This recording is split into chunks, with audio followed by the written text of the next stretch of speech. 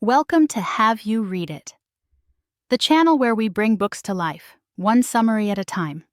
Whether you're here for self-help, personal growth, or business inspiration, there's something for everyone. Today we're exploring Daniel Kahneman's Thinking, Fast and Slow, a monumental work in behavioral economics and cognitive psychology. This book isn't just a dry academic text, it's a journey into how our minds work, brimming with real-world examples and practical takeaways.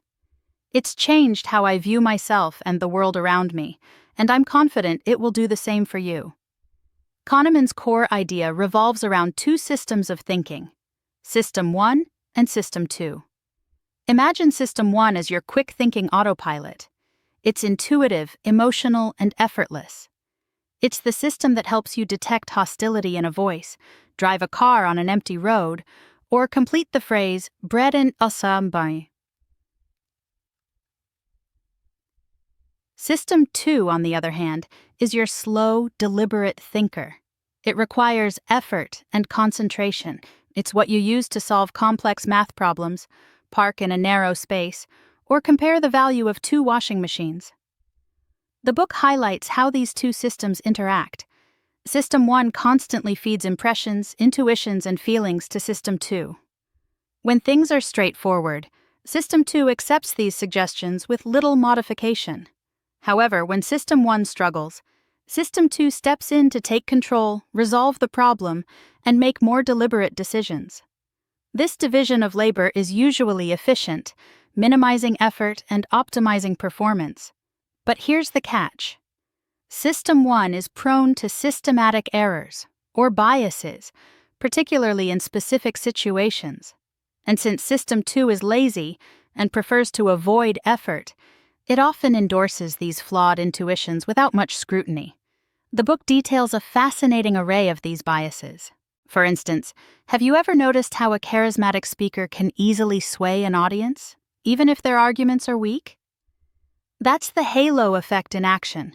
Our tendency to let one positive trait influence our overall judgment of a person. Another fascinating bias is availability, where we judge the frequency of an event by how easily examples come to mind. A recent plane crash in the news may make you overestimate the dangers of flying, even though statistically it remains much safer than driving. This explains why some issues are highly salient in the public mind, while others are neglected. The book also explores how we think statistically, or rather how we often fail to. System 1 thinks associatively, metaphorically, and causally, but statistics requires considering many things at once, something System 1 struggles with. We're often too quick to see patterns in randomness, like believing a basketball player has a hot hand after making a few shots in a row, even though studies show this is just an illusion.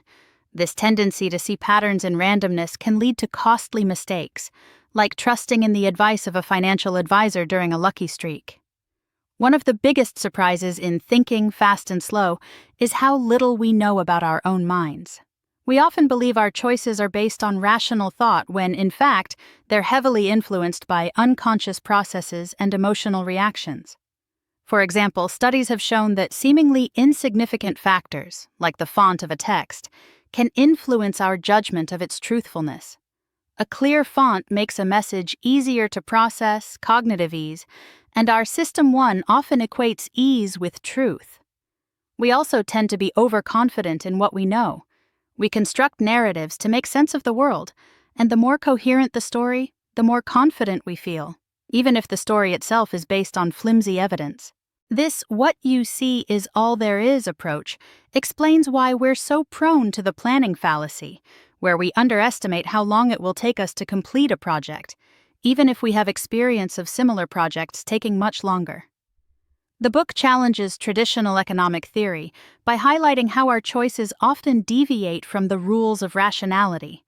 For instance, we're susceptible to framing effects, where different ways of presenting the same information influence our preferences. Meat described as 90% fat-free is more appealing than meat labeled 10% fat, even though they're the same thing. This understanding is crucial for anyone involved in marketing or sales. Kahneman explores prospect theory, a model he developed with Amos Tversky, which describes how we make choices in situations of uncertainty. A key insight is that losses loom larger than gains. The pain of losing $100 is more intense than the pleasure of winning $100. This explains why we're so often risk-averse when it comes to potential gains, but risk-seeking to avoid losses. This can lead to bad decisions, such as clinging to a losing investment in the hopes of recovering the original cost, rather than cutting one's losses. Another key concept is the endowment effect. We tend to overvalue things we own, simply because we own them. This explains why sellers often demand much more for an item than buyers are willing to pay. This has implications for negotiations and trade. Another crucial concept in the book is the distinction between the experiencing self and the remembering self. The experiencing self is the one living in the present moment, while the remembering self is the one that recalls and evaluates past experiences. These two selves don't always agree, and our memories, shaped by biases like duration neglect and the peak-end rule, can significantly distort our perception of past events. This has significant implications for how we measure and pursue happiness. For instance, we might choose to repeat a longer, more painful experience simply because it had a less painful ending, even though overall it was more unpleasant. To bring these ideas together, let's talk about an example of a simple experiment. Imagine you're offered two painful experiences. One is short and intense, the other is longer, but the pain gradually lessens towards the end. Which would you choose to repeat? Many people choose the longer experience, even though objectively it involved more total pain. This happens because the remembering self, influenced by the peak-end rule, focuses on the end of the experience and discounts duration. This experiment highlights how our choices are often driven by the stories we create about our experiences, rather than by the actual sum of those experiences. So, what can we learn from this insightful exploration of our minds? How can we apply these ideas to improve our judgments and decisions? Kahneman suggests that being aware of our cognitive biases is the first step towards mitigating their influence. By understanding how our minds work, we can learn to recognize situations where we're susceptible to errors and engage our system to override our faulty intuitions. Here are some key takeaways and heuristics to remember. What you see is all there is. Our judgments are based on the information readily available to us, often ignoring crucial missing evidence.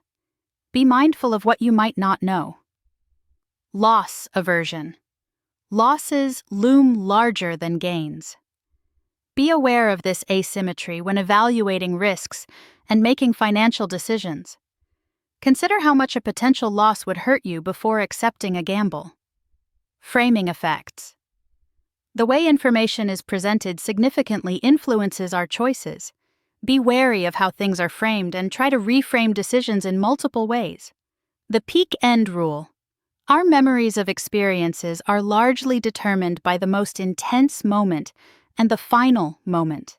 Pay attention to these moments when shaping your own experiences and those of others. Duration. Neglect.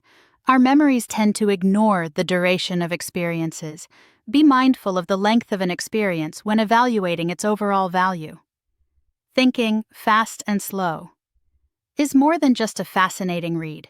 It's a practical guide to understanding ourselves and the world around us. By recognizing the flaws and marvels of our intuitive thinking, we can make better decisions, improve our experiences, and ultimately live more fulfilling lives. Thanks for watching. Have you read it? Make sure to give this video a thumbs up and hit that subscribe button so you never miss our next book dive.